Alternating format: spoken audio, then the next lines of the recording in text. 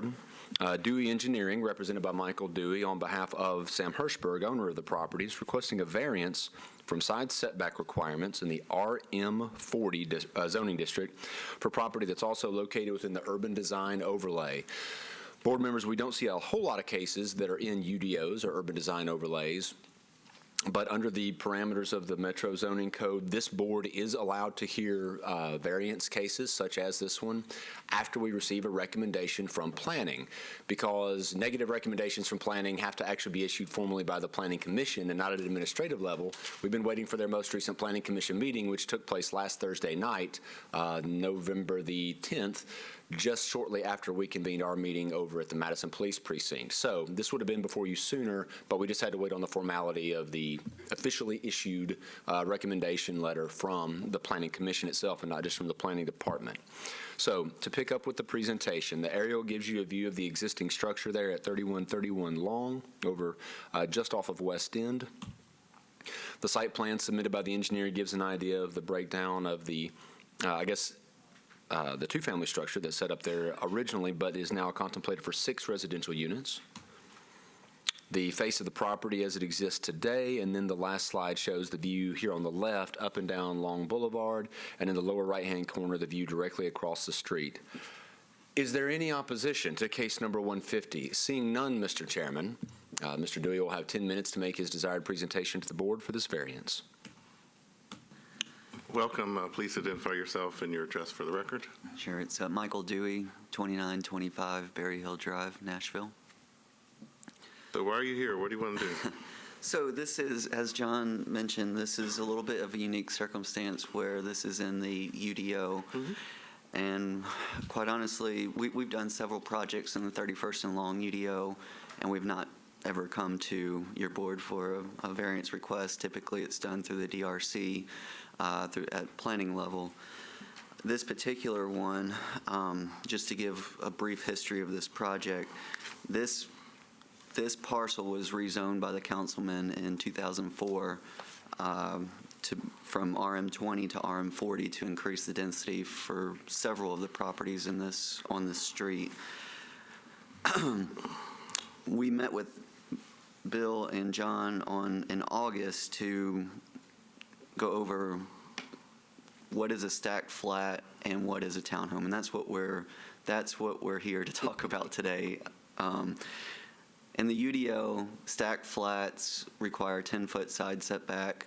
Townhomes require a 5-foot setback. Our understanding from planning is the intent of that was for massive structures to create massive structures being stacked flats, which is what's to the north of us, an apartment So that's building. an example of a stacked flat? Yes, sir. So in your mind, what's the difference between a stacked flat and a townhomes then? Is it just density? Yes. In my mind, honestly, a stacked flat is one unit on top of another unit on top of another unit, which is what we're proposing. We do have one unit on top of another unit in front of another. Why didn't you go the townhouse route then? The townhouse route, we've been working since early this year to coordinate with planning on how to lay out townhomes to make this project work for the developer.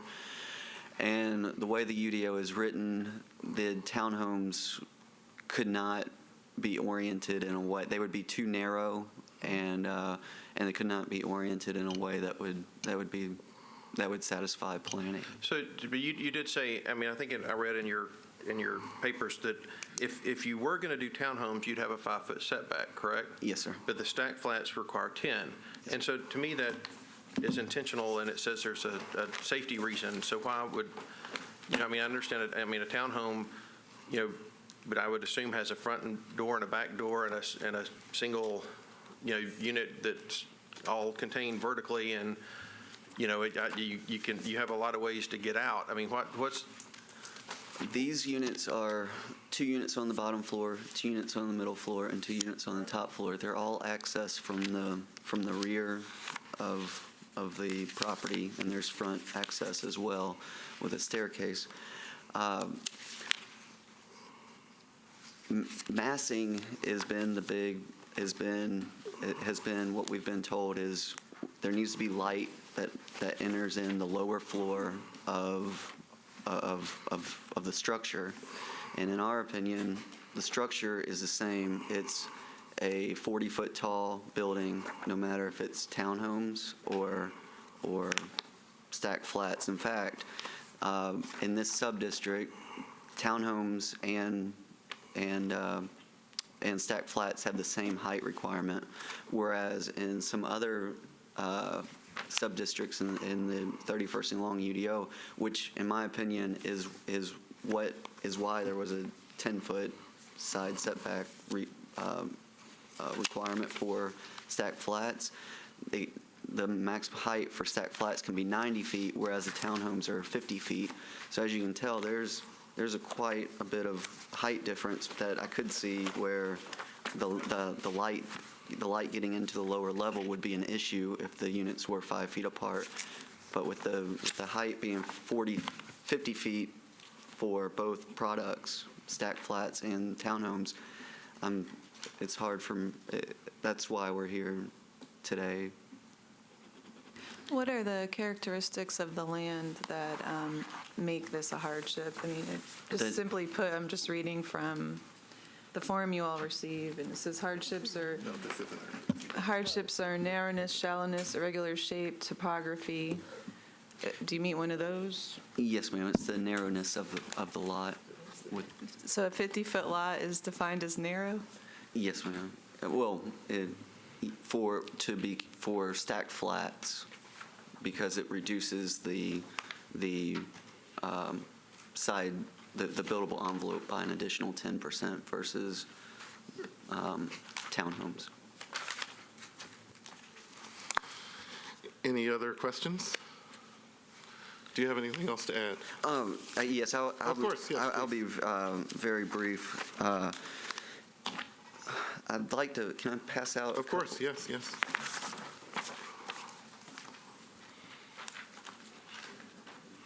And we appreciate you working so close with planning on these kind of things. We have a great planning department, we have a great codes department, and we realize that there's a lot of building going on right now, and they're busy, but it's a great, when you work with them, everyone gets a better product. Absolutely. And that's why we're here today, is to so the floor plans for this building are usable and better at the end of the day for the community. What you guys are looking at is a stacked flat building that was approved by the DRC for 5-foot side setbacks. At the time we met with planning, we did not have architecturals that were. Where is this? I'm sorry, it's 3210 Long Boulevard. So it's right down the street? Yes, sir. Okay. There have been 3 projects that have been approved by the DRC to grant 5-foot side setbacks. This is one of them. 204 Ackland Park is another one, and 119 Ackland Park, all within the last couple years. And so next to you on one side, you have that larger complex, and then up here, who's the neighbor over there? And obviously, we haven't heard from them, I guess, have we? You have not. His name is Michael Smallcombe. Mm-hmm. He wrote a letter to Planning Commission, and we do not have that letter. It was written directly to Planning Commission, saying that he was in support of the 5-foot variance and our 5-foot side setback. So I guess I'm confused at why the Design Review Committee approved this and they didn't approve yours. They told us that they approved this because that one did not have alley access. And I was struggling to figure out how that affected the width of the product, whether it was coming in from the front or coming in from the rear. I was saying that it had to be that wide to get parking underneath it or something? They mentioned that was the reason for their variance at that level, was since it did not have alley access. John Michael, can you show us the street views again? Is there a street view? Okay, here it is. So the property next door is which one that's going to be 5 feet from the building? Can we see it? The lower right-hand corner appears to That one, that two-story building with the shutters? Actually, the lower right-hand corner is across the street from the Okay. subject property. Okay. The two photos to the left are up and down the street itself. That's the house that you're going to tear down? where that red dot is on that slide, that's actually the neighbor's property. The subject property is the one to the north. Okay, gotcha. It seems like there's, properties are pretty close as it is right now. Is that how, what's the distance between the two currently? I'm sorry, I don't It have doesn't that look like a lot information. of room. Looks like 10 to 12 feet, maybe. Okay. Oh, continue, I'm sorry. Oh, I just wanted to, I think the main reason that planning had a difficult time with this is it was the massive structure allowing light into the bottom floor. And one thing that we were not able to explain to them is that this building's only 40 feet wide maximum. This is not a massive structure compared to, relative to apartment structures that are immediately next door to this building. And so the townhome structure and the stacked flat structure, it will appear from street view as the same type of building. And so the height, allowing light into the bottom floor is going to be it should not be a concern whether they're 5 foot setbacks or 10 feet setbacks. Okay. Anything else? Any questions for the applicant? Okay. Trying to understand I'm just reading what planning, and we did not receive this until today, as far as I know, so I'm trying to catch up. Okay. So it says, so are you just asking for, on one property line, a setback of 5 feet, Yes, ma'am. and the other property line is gonna, so one property line is gonna remain, it's gonna be a 5 feet with your proposal. One, okay, so it says they approved a setback of 5 feet on the east property line, but not to the side yard setback along the west property line? That's correct. And that's This- the only thing you're appealing, is the west property line? Yes, You want ma'am. it to be 5 feet instead of 10? Yes, ma'am. Okay. 5 feet on both sides instead of just 5 feet on one side.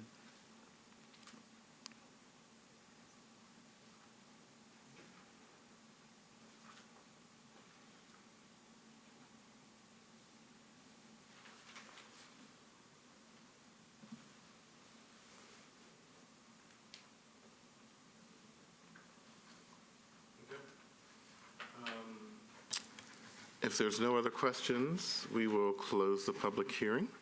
Thank you. Okay, discussion. So as we have this picture, there's a very similar concept down the street, and we heard from the applicant what planning's objections were compared to that one.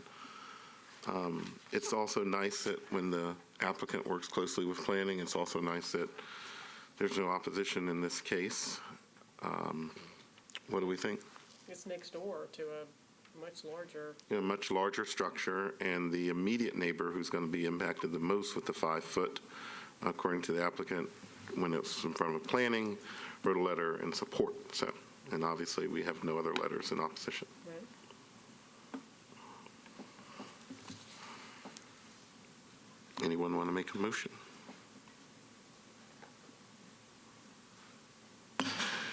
I'm just still trying to figure out what this sewer easement, Yeah. John Michael, can you tell us this whole difference between the townhomes and stacked flats and how the code makes a distinguishing setback from those? Mr. Chairman, as I best understand it, it's a distinction that the zoning administrator is often left to have to make. I should say not often left to have to make in terms of determining some of the bulk regulations, whether they be setback or height restrictions, just depending on which type of housing product's being built. Now, to your implied question, which is which, how do we know them when we see them? How do we know if it's a church or not? It is a gray subject matter that is left for the zoning administrator and staff to have to figure out on a regular basis, and it's not always easy to do so. Is a stacked flat just a hipster apartment? I think it's the Euro apartment, Mr. Chairman. Stacked flat, what is that? We don't have townhome or stacked flat in our zoning code. For us, they're just structures that have setbacks.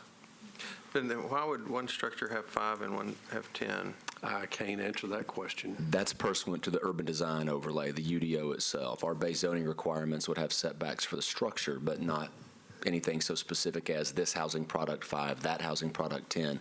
That's a unique product of the UDO, which of course is administered very capably by the folks at the planning department. Yeah, we don't have any jurisdiction over the UDOs. It's all planning department. I read something in their write-up about light and being the ability to get light down into the ground floor units is what, it's on page 2 under planning department analysis.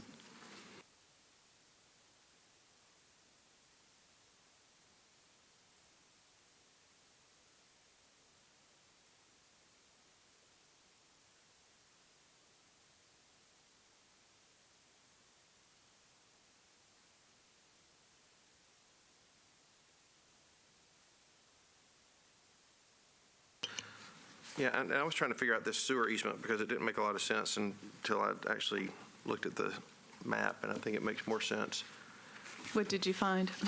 Yeah, I mean, it's saying that the, and I don't really know that I understand what the comment from the planning department is, where it says that, they approved the 5-foot on the east side because the 20-foot sewer easement along the east property ensures the spacing between buildings fulfills the intent of the 10-foot. But it looks like the sewer easement is 15 foot on the other property and 5 foot on this property, and yet there's an existing building, which for the most part is more than 10 feet off, but at the upper corner, because it looks like it's not, it may be parallel to the street, but not to the property line. So it does look like it sits right, it's 5 foot off of that easement, which is maybe,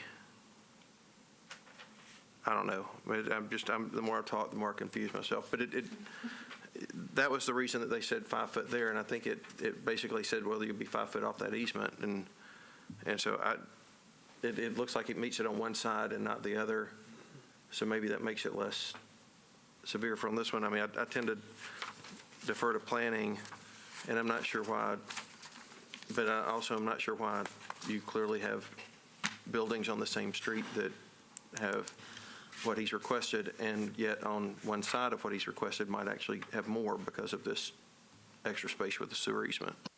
Well, I feel that all properties are different, and just because another property on the road has these 2 5-foot setbacks doesn't mean this property has to have one. And it was granted on one side of the property, just not on the other side, and it's just a matter of 5 feet, and I'm just having trouble seeing that that's a real hardship. And Take a look. Y'all are the architects. Look and see if you on that drawing to see if that 5 foot they got on the east was really 10 based on the sewer. That's what you see what I'm saying?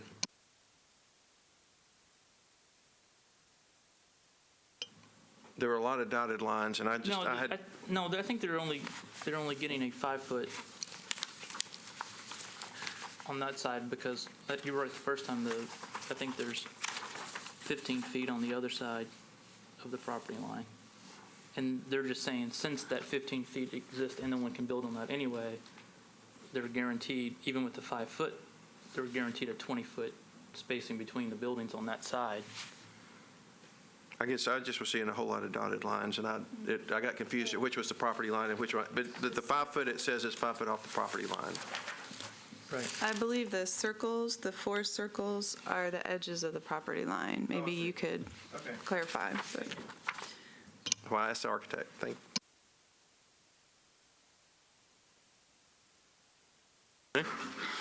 Anything else? Anyone have a motion?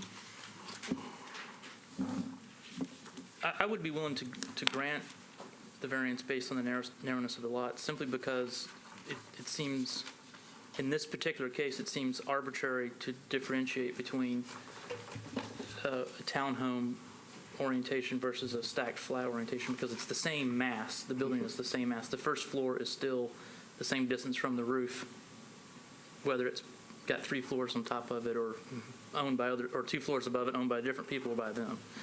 So I will move that we grant the variance and that we find the hardship is the narrowness of the lot. Okay. Motion's been made. Is there a second? I'll second. Okay. Motion's been made and properly seconded. Any more discussion? Seeing none, all those in favor signify by saying aye. Aye. Oppose? Pass it. No. Oh, we got 5-2. Okay. Congratulations and good luck. Mr. Chairman, the next case to come before you is item 2016-164, involving property located at 1113 Clayton, near the 12 South neighborhood, right beside Sevier Park. Take care. Robert Spessard, the appellant and owner of the subject property, seeking variances from rear and side setback requirements in order to construct a second house on the property. And note that it's an R8 residential, 1 or 2 family, minimum 8,000 square feet size, R8 zoned property, as shown there on the zoning map right at the last developed property on off Granny White Pike. The aerial gives you an idea of the layout of the houses along Clayton, as the top of the picture shows you the edge of Sevier Park. The site plan that's been submitted demonstrates the layout as it exists now. Now, I'll take this moment to explain to the board, for any who might not have caught it just from review of the packet. This is not for the construction of a brand-new footprint on the property in a traditional duplex sense. Instead, this is a project that would utilize the footprint of the existing garage, build up from there, and get the second unit. The reason that it comes to the board, and the architects in the room are looking, thinking that sounds like a detached accessory dwelling unit, such as is used in other parts of town. A DADU, as they're sometimes referred to through the acronym. A DADU is only permitted in certain zoning districts, most notably not R8. That's typically in an SP or certain other districts. So because a detached accessory dwelling unit is not permitted by right, but a duplex is, what comes to the board is a proposal for a second unit that would be an allowable duplex, but with a need for variances from the setback requirements both at the side and at the rear. So again, in this site plan where you see a 2-car garage, that is the spot where a second floor would be built out for a second dwelling unit. From my site visit, the photos of the existing house from the street, a little more out to the side yard, so you can see the existing garage in its current state. And to the left, both upper and lower, the views up and down Clayton, the upper portion going back to Granny White, lower portion going down the length of Sevier Park, and then the view right across the street into the park in the lower right-hand corner. Because there is no opposition present, the appellant will have 10 minutes to make his desired presentation with regard to this request for the variances from side setback and rear setback. Okay, please identify yourself for the record and welcome to PZA. Thank you. My name is Robert Spessard, and I live at 1113 Clayton Avenue in the 12 South neighborhood. And what we are here to do is to request a hardship variance as a result of the desire to build a second-story apartment, mother-in-law suite above our current garage. As I understand it, currently we would have to build that based on the setbacks basically in the middle of the yard. So if you're looking at the picture that we have right there, it would be literally right in the middle of the backyard, which would couple hardships that would occur there. The size of the backyard, it would pretty much take up the whole backyard. We have 3 or 4 mature trees along the back property line that would likely have to be taken out. And further, what's not shown on this footprint is in the last 2 years, we've done some hardscape in the back, so we've got a backyard patio that basically runs, I don't know that you, right there. So that's a screen porch where that leads into. So behind the screen porch, we've spent a fair amount of money on hardscaping, which if we were required to have the setback that has been proposed without a variance, we would have to demolish all that and likely demolish the current garage as well, as opposed to just going up and having the second floor on top of the garage.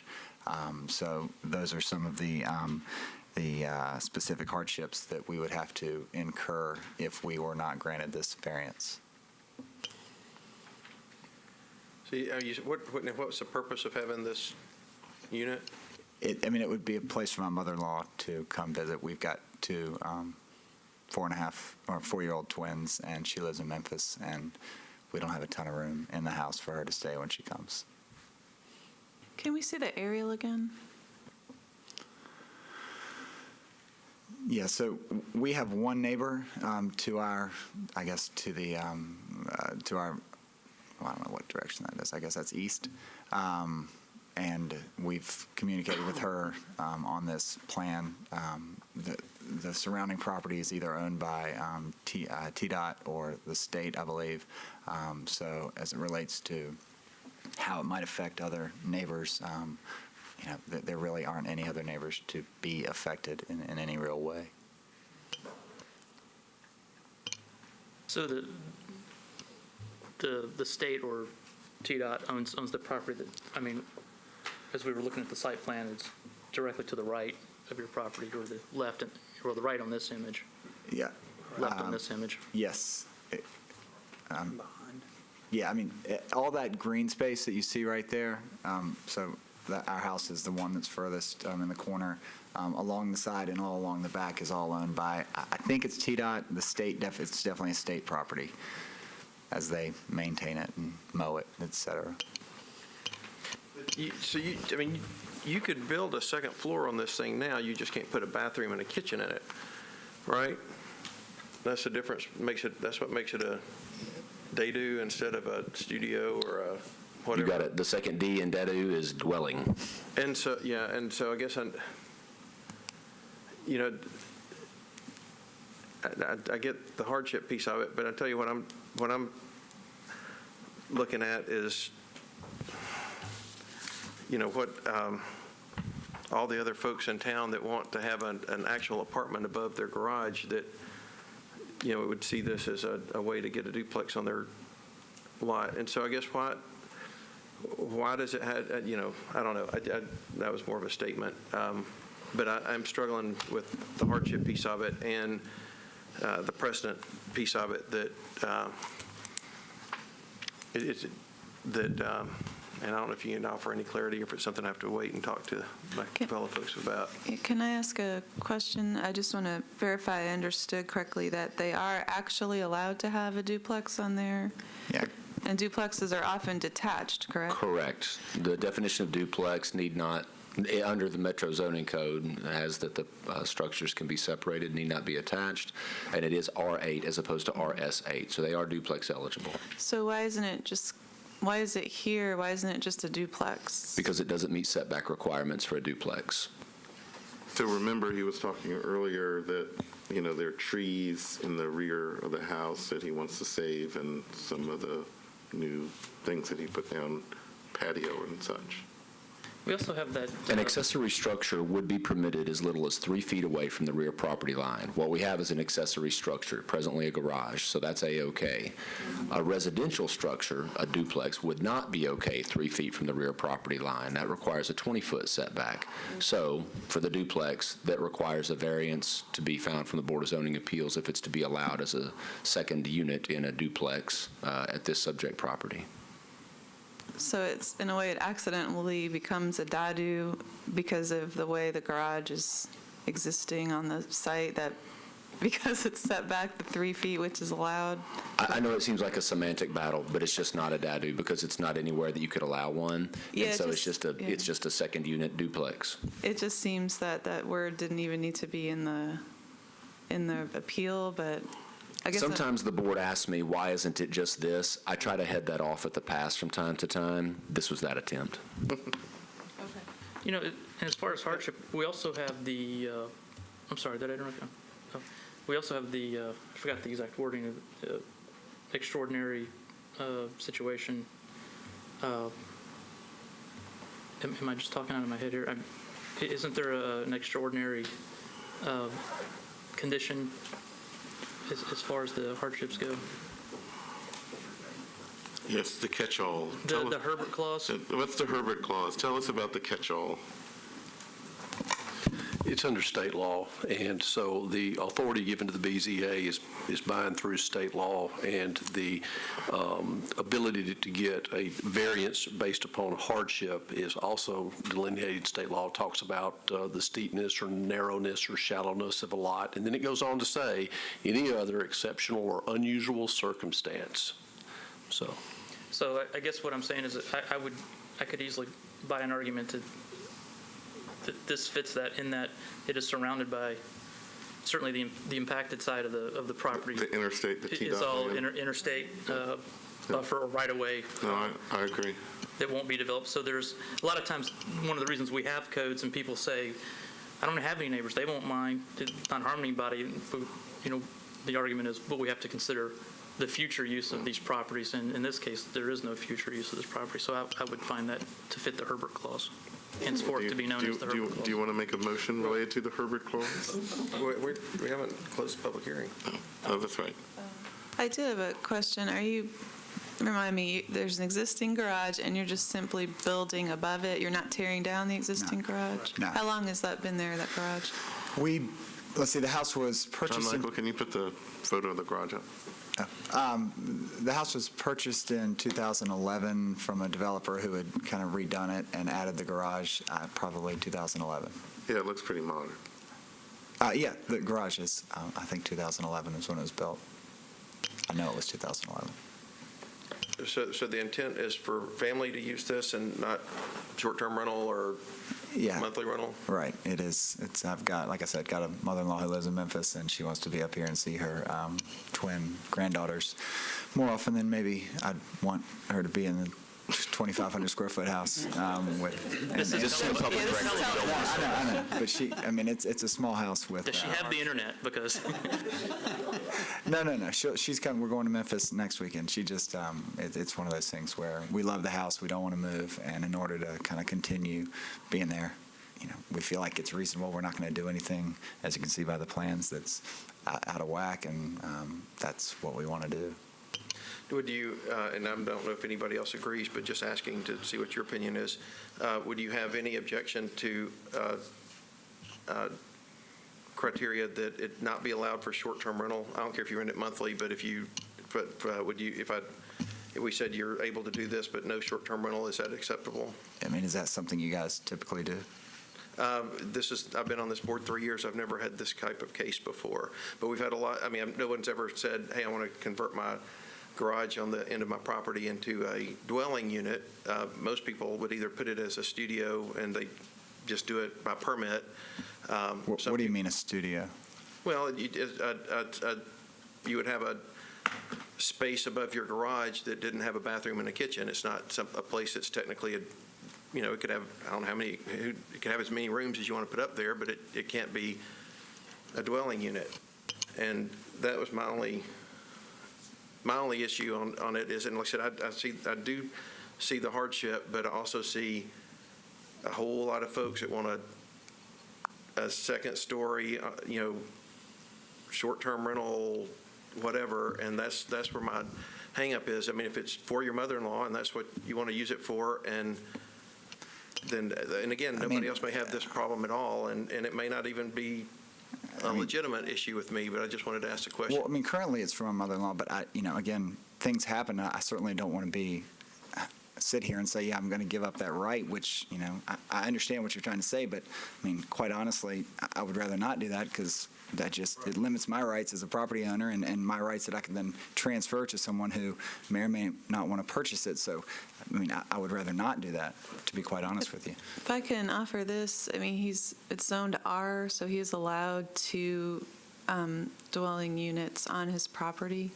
So, and people can do the short-term rental with 2 dwelling units. So it just seems like, to me, it's a matter of that side setback, which is 2 feet less than, And that's something, I knew we were going to discuss it, but I didn't, before we closed the public hearing, if we were going to discuss it outside of it, rather Sorry. than opening it up and asking you what you thought, I'd at least wanted the applicant to go on record for his opinion before it was raised there. So, and we can discuss it. I forgot it wasn't closed. Yeah. Okay, any other questions of the applicant? Okay, do you have anything else to add? No, appreciate you guys taking a look at it. Thanks, we're going to close the public hearing. Okay, discussion. It sounds like we might be in agreement of the request of the setback variance, but this new issue came up. Yeah, I mean, you know, and maybe it's not the applicant's doing it all. It might just be my interpretation of the docket. But it, you know, and I know that the dwelling units above garages and, you know, that turn into monthly apartments or daily rentals and all that kind of stuff is an issue. And, you know, there's no neighbors complaining. It isn't a special piece of property. There are mature trees and other reasons that I think that makes this unique. We always talk about it unique, each case being unique. I just want us, before we just say, man, this makes sense, just to make sure that this isn't opening up a can of worms in a way that's not, I don't want to be unfair to the applicant in this specific request, but I also want to make sure that we, you know, in other neighborhoods that have different type of restrictions, if all of a sudden they're calling them duplexes instead of detached dwelling units, is that, but, you know. Yeah, John Michael, remind us of kind of how the short-term rental applies and duplexes and different structures and what the rights are of a person. One per lot. So if you, Mr. Ewing, happen to be the proud owner of a duplex at 123 Main Street, and you want to come in and get your first permit for the owner-occupied side where the Ewing family lives, no problem. Then your tenant, Mr. Smith, over in Unit B comes in, sorry, there's already one taken out on that lot. So there would be one, but no more than one. Here, there would be, the owner would be able to get the owner-occupied permit for the primary structure in all likelihood. But I happen to know that this district has been, and forevermore shall be completely booked up for the non-owner occupied, barring a legal change to the cap. Okay. Anyone want to make a motion?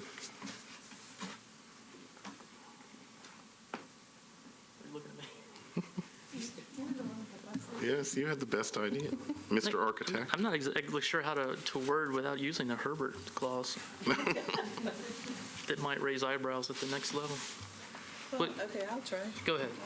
So I'll move that we approve the variance based on the unusual site characteristics of the T-dot, is it an easement that runs on the side and the Yeah, back of the property? the T-Dot right-of-way that they own. Right away.